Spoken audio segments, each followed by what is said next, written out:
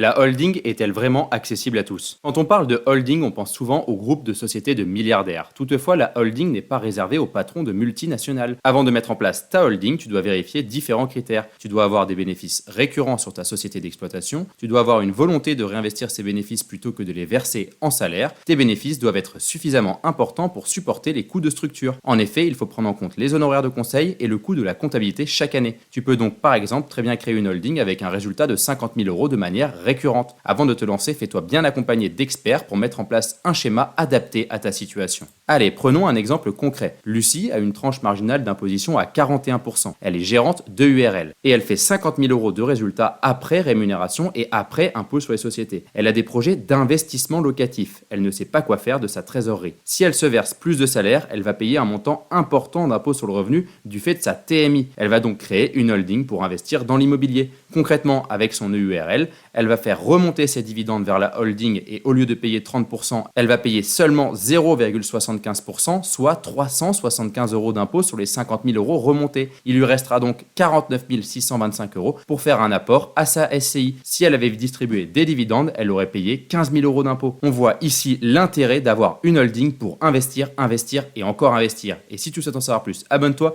et va écouter notre podcast L'art de la gestion patrimoniale sur Spotify ou Apple Podcast.